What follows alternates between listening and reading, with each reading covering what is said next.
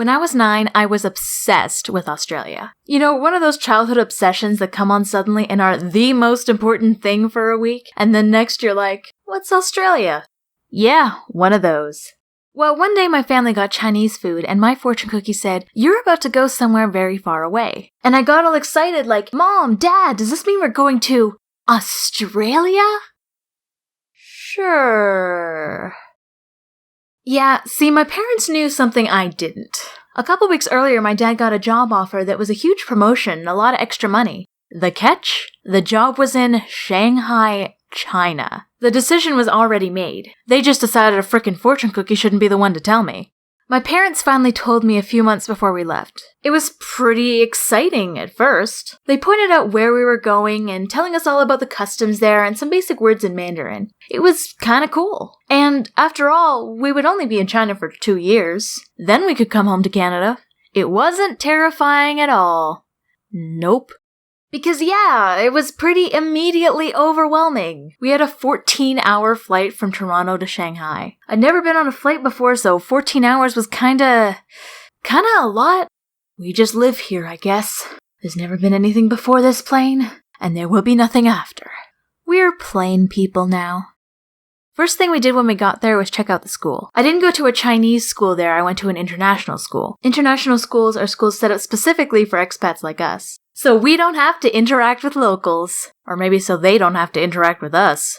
In fact, a lot of things seem designed so we'd interact with locals as little as possible. Like our house. We lived in a heavily fortified compound with walls topped with barbed wire and guards everywhere. Inside, it was an idyllic paradise with beautiful fountains and stores and community centers. Outside, oh my god, everything's on fire!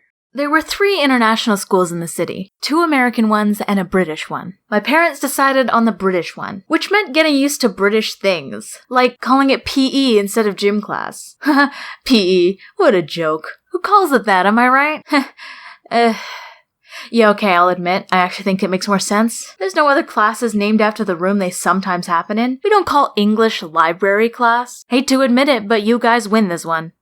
But you want to know the coolest British thing? The school had houses like Harry Potter. There was Panda House, Monkey House, Dragon House, and Hufflepuff. We didn't wear wizard robes, despite my objections, but we did wear uniforms with our house swag on them. Yeah! Awesome! But let's be real, that's the only way they were gonna get little kids to tolerate wearing ties. British schools learn different things in different grades than Canadian schools. In some ways I was ahead, in others behind. And that, guys, is how I skipped learning multiplication. Like, completely. In Canada, we just learned the basic concept. At that school, they'd finished it long ago. So I learned division first and then learned multiplication backwards from division. Yeah, I kinda blame that for why I'm bad at math. I got mostly A's before that point. I liked math. Until I was thrown into this confusing backwards way of learning it. I figured a lot out eventually, but I have a confession to make. I'm a 20-year-old grown woman who still doesn't know how to multiply big numbers without a calculator.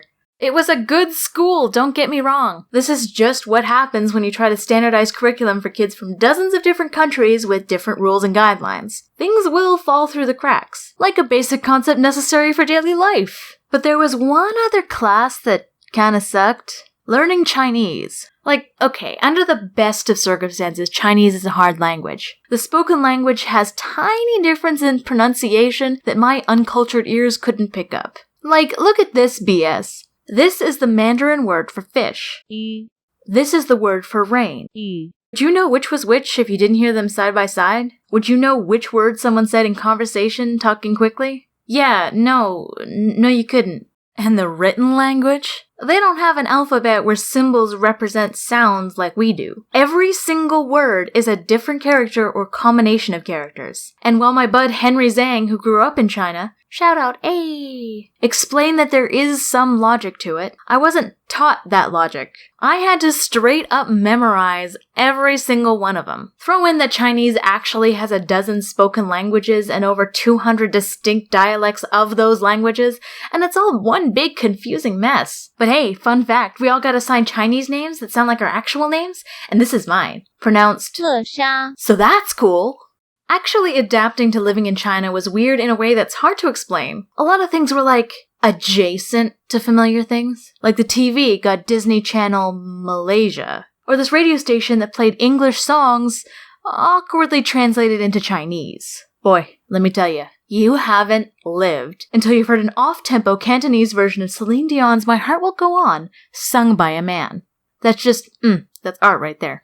But the most notable things about Shanghai are the marketplaces. See, everything is made in China, but nothing is sold there. Except the bootlegs. Oh boy, the bootlegs. You've probably seen Chinese bootlegs of everything from games to t-shirts online. But what you don't understand is this stuff is everywhere in China. Literally every street corner. Oh yeah, the quality sucked. But who cares that this movie was filmed in a theater and the head of the guy in front is blocking half the frame? It cost me less than a penny. How much did you pay for the same movie back home, Kyle? So Pocket Monster Saphir isn't a real Pokemon game. It's a welcome break from the repetitive formula of the franchise, Kyle.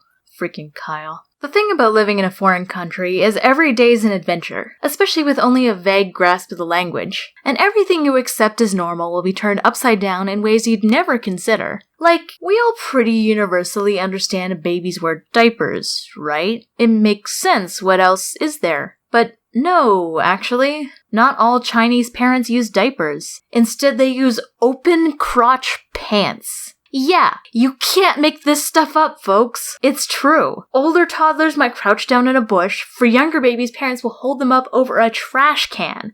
Or just wherever. I've seen some things. Never trust a puddle. But as disturbing as that is to me, there are benefits. It's not just to be gross, I promise. Kids who use open crotch pants are potty trained much sooner and learn to communicate their needs better. And that's the main thing China taught me. We should all wear crotchless pants?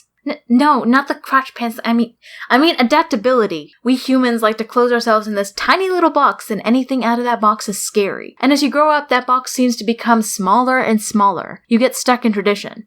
When we moved, our stuff was being shipped to China by boat, but there were delays. By that Christmas, our stuff still hadn't arrived. To our horror, we didn't even have our tree or decorations. But my mom had an idea. That year, we woke up Christmas morning, raced downstairs, begged our parents to eat faster because, oh my god, do you not understand, presents are on the line here, finally dragged them into the living room and looked up to see Spike the Christmas cactus.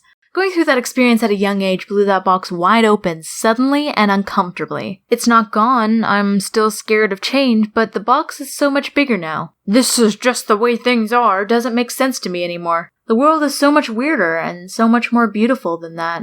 I definitely gained an appreciation for what it's like for immigrants coming to Canada. It was hard for us, and most of them don't have the advantages we did. And guess what? While living there, we took a vacation to Australia, boy! Here's a picture of me with a wallaby. Hey!